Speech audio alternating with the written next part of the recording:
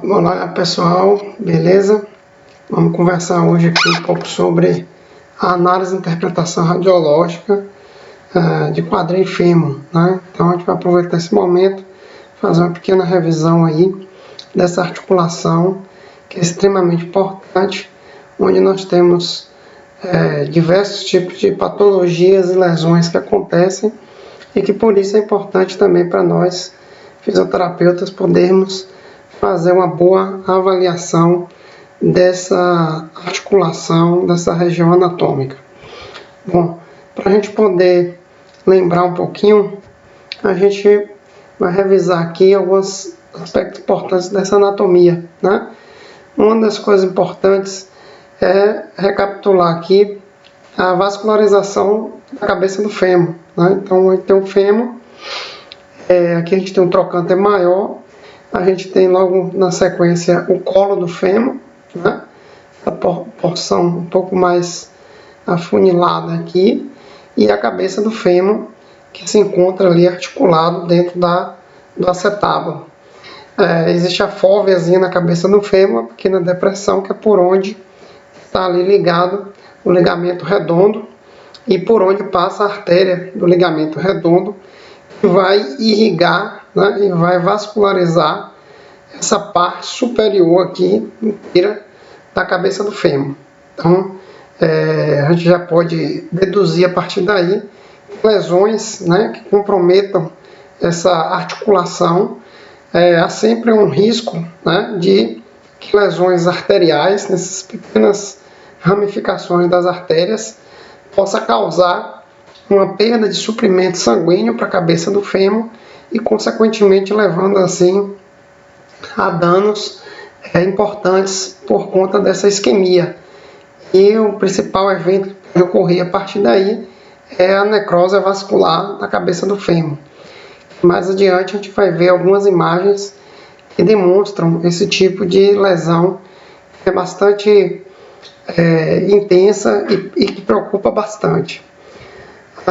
Aqui nós temos uma figura onde a gente vê a cápsula articular pintada aqui de azulzinho. Essa cápsula articular ela vem da borda superior aqui do acetábulo e passa por todo o colo do fêmur, né, e se liga aqui na região da borda inferior da fossa acetabular, de modo que forma todo um revestimento, né, onde no interior desse revestimento a gente tem o líquido sinovial, que lubrifica e que permite com que o movimento ocorra de maneira biomecânica, suave e adequado. Nós temos aqui as cartilagens articulares, das superfícies articulares, lisas, né, também, que permitem uma boa mecânica nos movimentos realizados por essa articulação. Como nós podemos visualizar aqui também, é uma articulação onde a superfície da cabeça do fêmur, a porção grande da cabeça do fêmur, se encontra encaixada, né, na fossa do acetábulo, na cavidade acetabular. Portanto, isso dá uma capacidade de resistência, né, de fixação dessa articulação muito grande. Contudo, apesar dessa segurança, digamos assim, que a cabeça do fêmur tem ao estar presente, né, dentro dessa cavidade acetabular, há no colo do fêmur aqui uma região de bastante vulnerabilidade para as lesões, sobretudo lesões traumáticas. Essa imagem a gente visualiza agora um quadril, né, visto bilateral, completo, né, onde a gente tem na porção posterior o sacro, com a articulação sacroilíaca bilateral. Então a gente já pode imaginar que nós vamos visualizar aqui esse espaço articular nas radiografias. Nós temos a crista ilíaca, né, e a fossa acetabular, a fossa ilíaca, perdão. Nós temos na região anterior a articulação da sínfise púbica, a qual a gente pode utilizar como uma referência para ver o alinhamento, né, dos dois quadris aqui, dos dois lados do quadril. Nós temos uma série de proeminências de protusões ósseas que são importantes aqui para a gente poder visualizar as estruturas, e a gente consegue ver aqui a cabeça do fêmur dentro da fossa do acetábulo. Aqui a gente tem o forame obturador, a tuberosidade esquiática, né? Então a gente tem uma série de estruturas que nós já conhecemos bastante, e apenas para a gente fazer uma pequena revisão. Outra coisa bastante importante e que temos afecções bastante comuns aí nas clínicas de fisioterapia é com relação a compressões ou situações que comprometem o nervo ciático. Então aqui na imagem a gente vê, né, as raízes nervosas, né, elas se conjugam para formar esse nervo um pouco mais espesso, que é conhecido como nervo ciático, e esse nervo ciático ele passa pela região onde a gente tem aqui chamado forame isquiático. E esse nervo isquiático, ao passar, ele desce, né, pela parte posterior da perna, e aí quando há eventos que levam a uma compressão desse nervo, é comum a gente ouvir relato do paciente daquela dor irradiada ou daquele formigamento que passa e transita na região, digamos, que é inervada por este nervo. Aí do lado direito a gente vê aqui, ele passa nessa porção por baixo desses músculos aqui, onde a gente tem a sombra aqui do músculo piriforme, que é um importante músculo, um músculo pequeno, mas que em situações onde ele esteja com uma tonificação, um encurtamento desse músculo, né, ou contraturas desse músculo, podem afetar e comprimir, né, o nervo ciático, sendo aí uma das origens também das dores do tipo ciática. Aqui o glúteo maior, então são regiões aqui, músculos, que devem ser analisados, avaliados pelo fisioterapeuta, para que condutas possam também ser adotadas no sentido de uma melhoria, né, do quadro álgico desses pacientes. Bom, entrando na parte da radiologia propriamente dita agora, a gente vai ver uma sequência aqui com alguns posicionamentos de paciente, algumas incidências que nos ajudam a avaliar a articulação do quadril. Então, tem o paciente deitado, né, a radiação ela vem no sentido anterior para posterior, por isso a incidência AP. Aqui a gente tem uma imagem de incidência AP do quadril esquerdo desse paciente, então a gente só vê um lado dessa articulação, e nessa incidência a perna em posição neutra, ela permite com que a gente visualize o trocânter maior, né? Então essa proeminência com volume bastante expressivo, e o trocânter menor, que é essa proeminência aqui um pouco, né, mais escondidinho aqui na porção abaixo do colo do fêmur, né? Entre os dois trocânteres a gente tem aqui a linha intertrocantérica, o colo do fêmur, a cabeça do fêmur. Nessa borda da cabeça do fêmur a gente vê uma pequena depressãozinha aqui, que é a fóvea da cabeça do fêmur, é aqui onde está o ligamento redondo e a artéria do ligamento redondo que inerva, que irriga, vasculariza, essa vascularização que chega para a cabeça do fêmur nessa região. A gente tem aqui o acetábulo, todo o teto do acetábulo, né, da cavidade acetabular, e a cabeça do fêmur aqui contida nesse espaço. Observar também que há um espaço, né, entre a superfície da cabeça do fêmur e a superfície que compõe a borda e o teto do acetábulo, né? Então, esse espaço articular é importante para a gente poder avaliar situações onde haja alterações do espaço articular.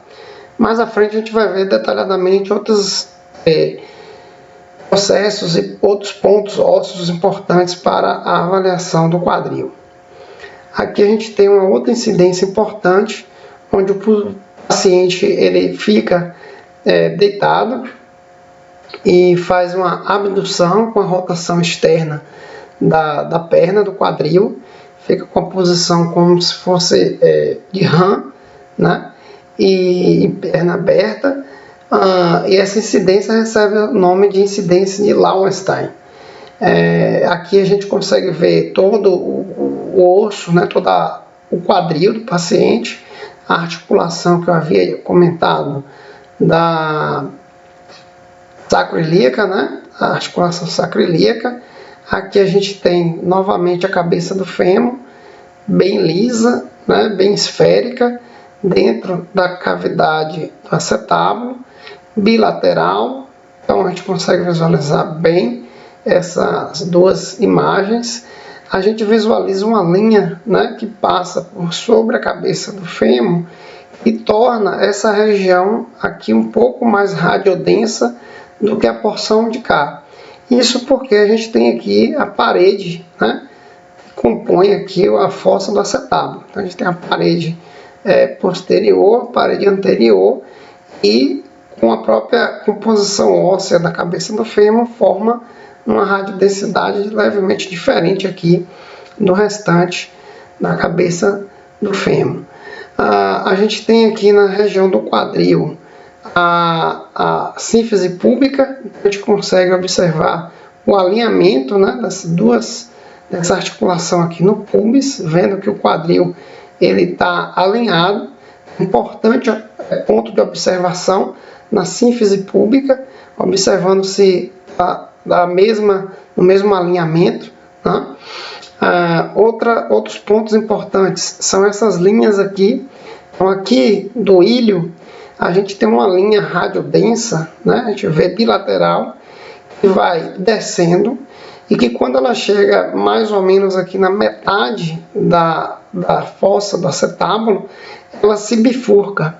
Então, a gente vai ter uma bifurcação de uma linha única, que vai dar origem à linha ilho-púbica. Então, essa linha que vem do ilho em direção ao pubis. Então, a gente tem aqui a linha ilho-púbica e a linha que desce, né? Essa bifurcação ela desce direto, formando aqui a linha ilho-isquiática, né? Então, a gente tem uma bifurcação bem nesse ponto bilateral, indicando uma situação de normalidade.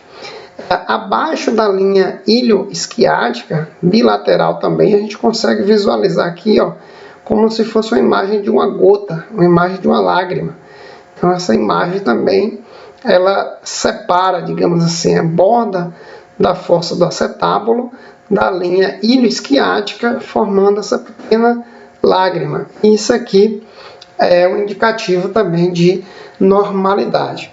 Então, nessa incidência, a gente avalia esses componentes para a gente poder ter uma análise adequada de alinhamento de estruturas ósseas que são observáveis e que são importantes para uma boa análise. O posicionamento em AP do membro inferior do paciente, ele pode estar em rotação interna. Aqui é uma rotação interna ou posição neutra, né? Na posição neutra e na rotação interna, a imagem do trocânter maior e do trocânter menor segue mais ou menos esse padrão aqui. Aqui a gente vê o trocânter maior, a gente vê a origem dele aqui, ó, que ele cresce, né? E há todo o contorno desse trocânter maior. De maneira que numa posição neutra, lógico, a gente vai ver essa imagem mais um pouquinho lateralizada. E o trocânter menor, a gente consegue ver bem aqui o contorno do trocânter menor, o colo do fêmur também bem desenhado aqui, consegue visualizar bem. Numa rotação externa, o que ocorre? O trocânter maior, a gente vê que a gente consegue ver a linha intertrocantérica aqui, mais visível, né, mais acesa, e o trocânter ele aparece aqui também bastante volumoso e a gente consegue visualizar. O trocânter menor agora a gente consegue ver em toda a sua completude, né, em toda a sua dimensão aí na imagem de rotação externa. Aqui apenas para mostrar um pouquinho aí as estruturas. Aqui a gente tem uma imagem também de incidência AP do quadril, onde a gente tem as imagens, as estruturas, né? O osso do ilho, aqui a gente tem a fossa do acetábulo, a gente tem a cabeça do fêmur, aqui a gente tem a fóvea da cabeça do fêmur, a linha intertrocantérica, a linha ilho púbica, ilho isquiática, a lágrima, né, que aparece aqui. Uma outra linha importante que a gente consegue visualizar no incidência AP, que permite a gente avaliar o alinhamento da articulação do quadril, é a chamada linha de Shenton. Ela vem, né, então a gente pode seguir pelo córtex da borda interna, borda medial do fêmur, passa pelo colo do fêmur e segue no sentido do pubis, né, da borda inferior do pubis, onde a gente forma essa espécie de linha como se fosse um cajado, né, com esse arco aqui. Então é conhecido como arco de Shenton ou linha de Shenton, que é uma confluência anatômica aqui que permite a avaliação também do alinhamento dessas estruturas articulares. Então aqui na imagem a gente vê, né, a fóvea da cabeça do fêmur, como eu citei, o teto do acetábulo, a parede, né, do acetábulo que se sobrepõe à cabeça do fêmur, o colo femoral, trocânter maior ou menor, tuberosidade isquiática, ramo do púbis superior e inferior. Então, enfim, as estruturas anatômicas que nós já conhecemos e podemos visualizar aqui. Aqui a mesma incidência, agora mostrando as linhas, né, as quais eu já apresentei para vocês, a linha ilho isquiática, a linha ilho púbica, aqui a lágrima, né, a linha de Shenton. Então tudo isso são linhas anatômicas importantes de serem visualizadas e observadas em uma análise radiográfica da articulação do quadril. Aqui a gente tem uma imagem de AP, também de quadril, e nessa imagem nos chama a atenção as linhas, né, de tensão que é possível a gente visualizar aqui na parte mais interna do osso. Então veja que a forma como o osso ele vai se desenvolvendo, né, a partir das trações musculares, das forças de pressão, da própria descarga de peso, vai formando nessa estrutura óssea as linhas de tensão. Veja como essas linhas elas vêm por aqui, ó, tem um trajeto bastante definido, né, nessa região anatômica, o que é interessante, é importante para que a gente possa avaliar condições de fraturas, de lesões que possam estar comprometendo o colo do fêmur, principalmente, e que às vezes são lesões pequenas, difíceis de identificar, mas que podem dar uma possibilidade de visualização a partir do traçado, né, dessas linhas internas que a gente consegue visualizar aqui. Aqui uma outra radiografia de quadril, visão AP, uma imagem bastante interessante, onde a gente consegue visualizar um quadril. O quadril lado esquerdo ele está levemente, né, um pouco mais acima do que o direito. Provavelmente a paciente estava deitada e aí, né, ficou um pouquinho com um quadril um pouquinho mais elevado. E aí a gente consegue ver as estruturas, né, da articulação sacroiliaca bem delimitada aqui, bem visível, o sacro na região posterior, toda a fossa ilíaca, né? A crista ilíaca, a crista ilíaca anterosuperior, anteroinferior, que é a mesma coisa, o acetábulo, a fossa do acetábulo aqui, né?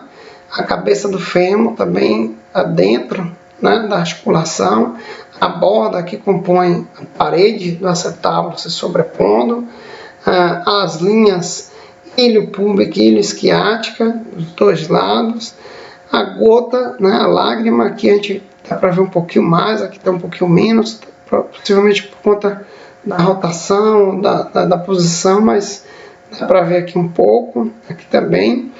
A sínfise púbica, veja que está alinhada, né, um pouquinho acima aqui, mas um alinhamento adequado dentro dos padrões anatômicos esperados.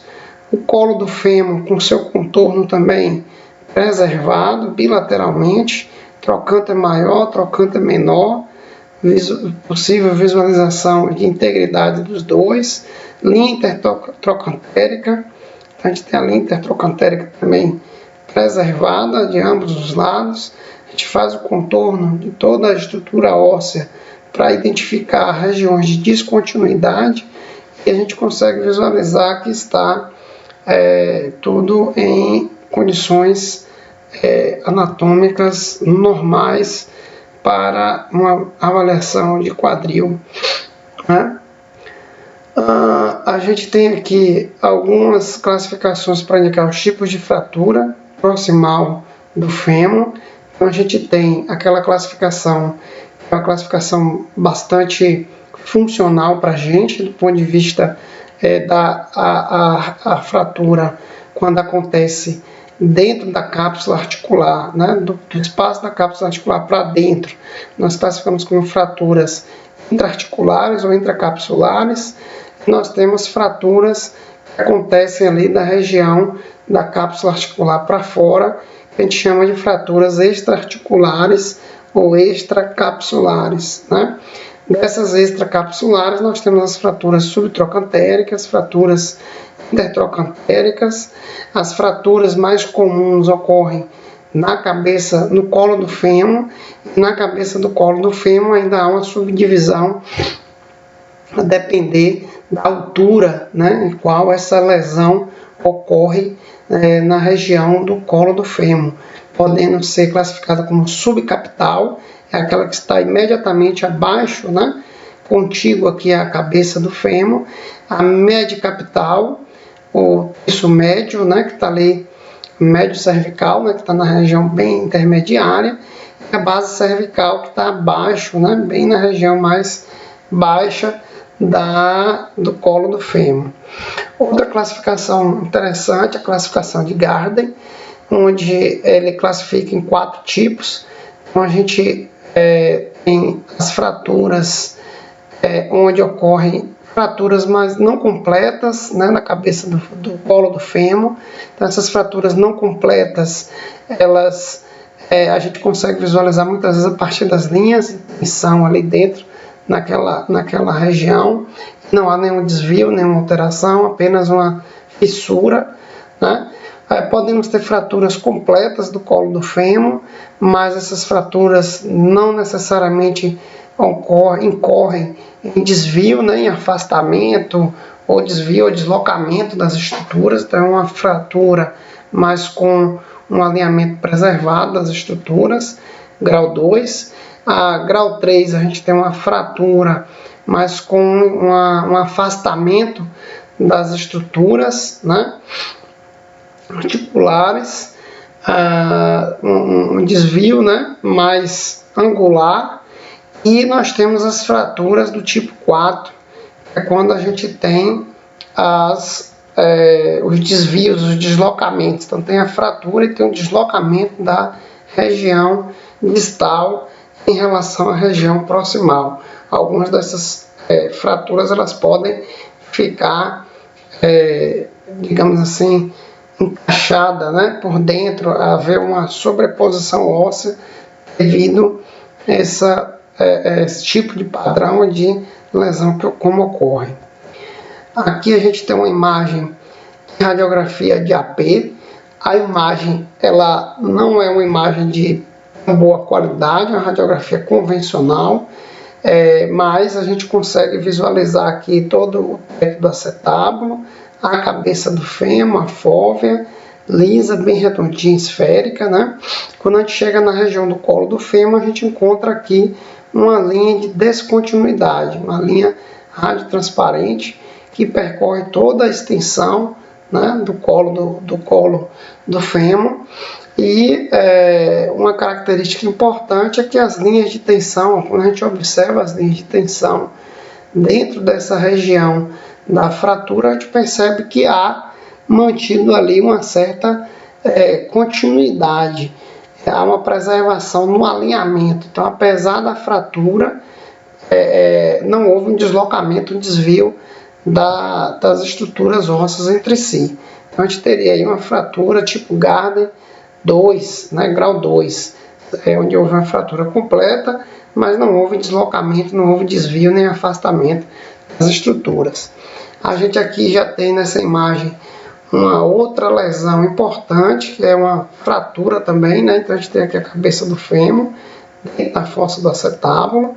Agora, na região do colo do fêmur, a gente já vê uma perda completa de continuidade da estrutura, e associado a isso a gente vê o deslocamento, né?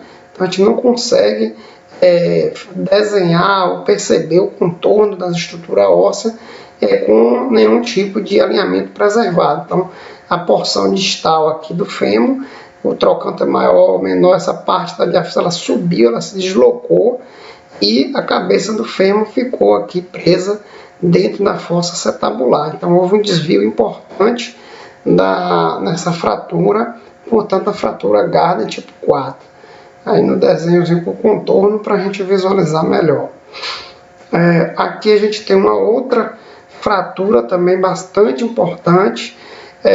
Veja que agora a gente tem aqui a fossa do acetábulo, a cabeça do fêmur preservada, lisa, esférica, contida dentro das paredes aqui da fossa do acetábulo. A gente consegue vir preencher aqui na linha o contorno do colo do fêmur, e aí quando a gente chega na região aqui do trocânter maior e o trocânter menor, a gente percebe essa linha de descontinuidade completa, seguindo, né, basicamente todo o trajeto da linha intertrocantérica. Então a gente tem aí uma fratura do tipo intertrocantérica, que sai do trocânter maior, vem até o trocânter menor, inclusive com uma avulsão, né? Então o trocânter menor encontra-se aqui desprendido, né? Um fragmento ósseo importante, que foi esse trocânter menor se desprendendo aí, né? Aqui na imagem a gente vê em detalhe, né, o contorno dessa lesão, a região que foi acometida.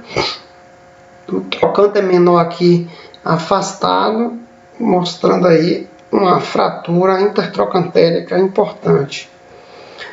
Bom, o que chama atenção e outro aspecto é que essa fratura, nesse caso, é uma fratura extracapsular, extraarticular. Então, do ponto de vista da reabilitação, do ponto de vista do comprometimento funcional, né, ela é uma fratura que traz um grau relativamente menor de complicações, uma vez que a cápsula e a cabeça, o colo do fêmur está preservado ali dentro da região articular, né, de maneira que, havendo uma boa consolidação, uma boa redução dessa fratura, um bom tratamento médico, né, e aí havendo uma boa recuperação dessa região anatômica, os ganhos, né, de movimento, de amplitude de movimento, serão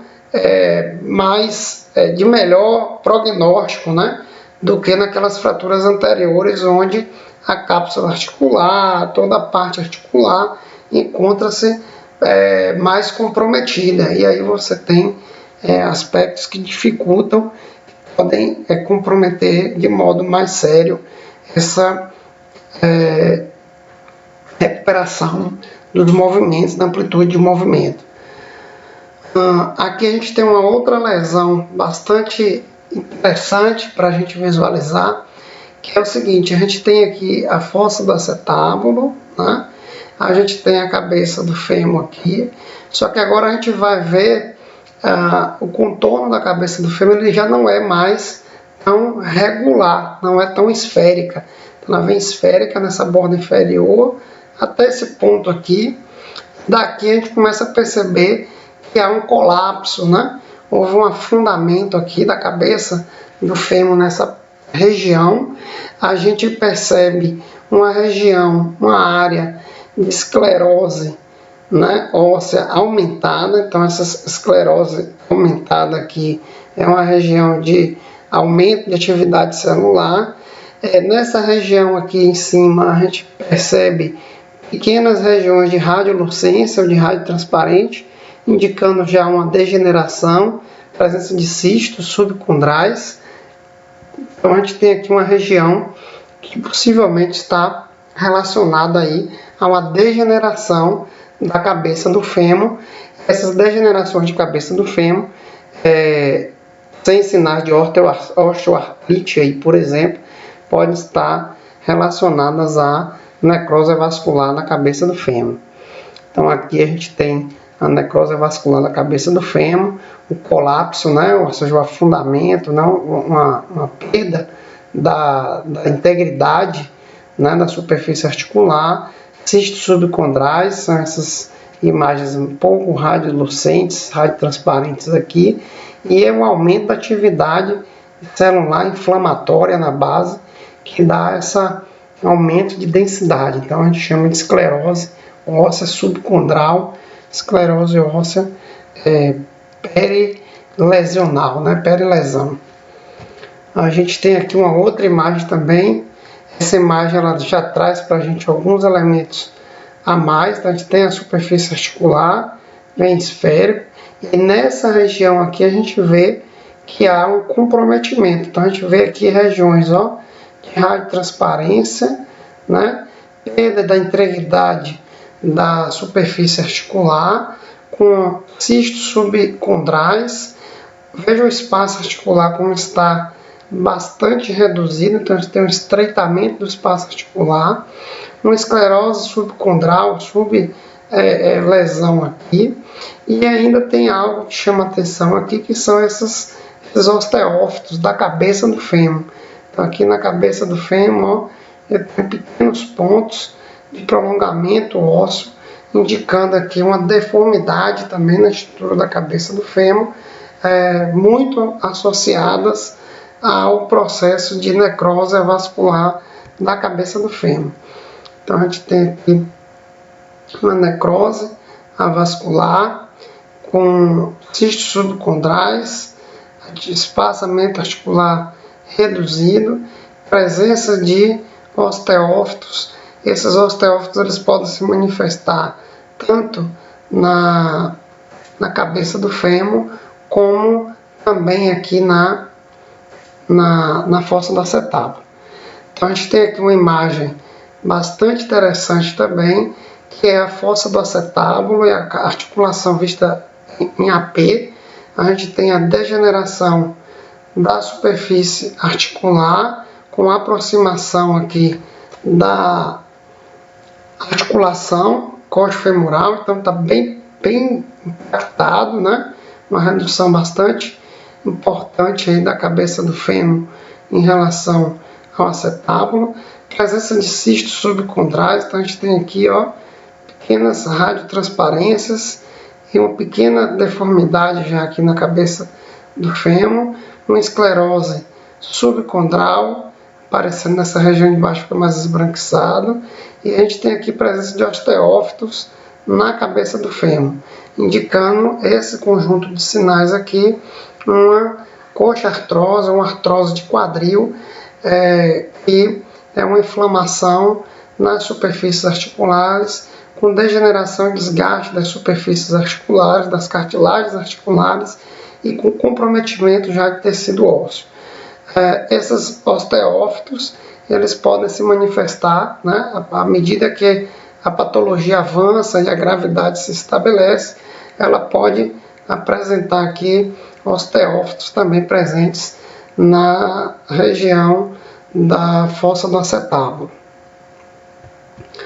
Dando seguimento, a gente tem uma outra imagem muito interessante aqui, rica de detalhes, onde a gente tem a avaliação óssea. A gente analisa a fossa do acetábulo, cabeça do fêmur, né, um espaço articular relativamente preservado.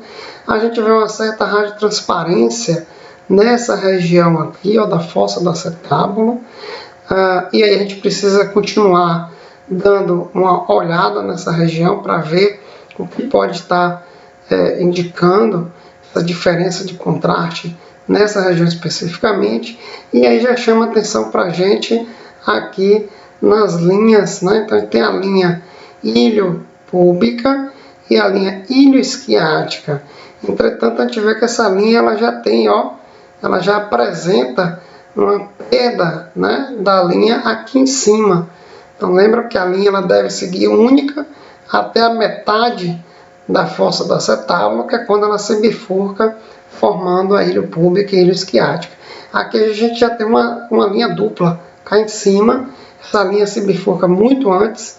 Aqui a gente tem ainda um abaulamento dessa região e essa radiotransparência que a gente vê aqui dentro, com esse conjunto de elementos, nos leva a crer que seja uma fratura de fossa do acetábulo. É uma fratura difícil de ser visualizada, às vezes ela pode estar bastante escondida, digamos assim, na imagem, e em situações onde uma dúvida possa permanecer, é sugerido, né, que seja feita então uma imagem de tomografia computadorizada, para assim você poder visualizar melhor essa região do fundo do acetábulo, né? Bom, aí a gente vê os detalhes, a linha bifurcada cá já bem precocemente, a espícula aqui do osso. Essa região fraturada leva a um processo inflamatório, presença do edema inflamatório, e isso dá essa radiotransparência, e essa alteração das linhas é o que mais chama atenção aí nesta radiografia. Aqui a gente tem uma imagem de artroplastia completa de quadril. Então toda a região do colo e da cabeça do fêmur e do acetábulo foram retiradas e foi instalada essas próteses, né, articulares, uma prótese intramedular com articulação aqui, né, coxo femoral, são situações de fraturas e de lesões bastante graves, mas que após o procedimento cirúrgico, esses pacientes deverão passar por todo um processo de reabilitação, de fisioterapia, para ganho de coordenação motora, de movimento, de amplitude de movimento, de segurança, de treino de marcha, enfim, um conjunto de técnica, um conjunto a fisioterapia precisa ser bastante intensa para que esse paciente possa voltar a ter autonomia e capacidade de deambulação mais adequada, né? Lógico que é um processo lento que demanda muito trabalho e dedicação do paciente e do profissional. Aqui a gente tem uma outra imagem interessante, onde a gente tem a haste intramedular. Veja que as paredes, né, do córtex ósseo, ele apresenta isso aqui liso, bastante íntegro, sem sinais de fraturas secundárias à instalação aqui da prótese. E na imagem da esquerda a gente já vê, né, o osso cheio de cistos subcondrais, com aspectos de reabsorção óssea, de radiotransparência e também de aumento de atividade celular na borda. Então veja que a gente consegue identificar uma diferença bem nítida, né, nessas duas imagens aqui, por conta da infecção intramedular, e aí é um problema, né, grave, precisa ser tratado com bastante rapidez e precisão aí por conta da equipe médica, para que o paciente consiga ter uma recuperação adequada.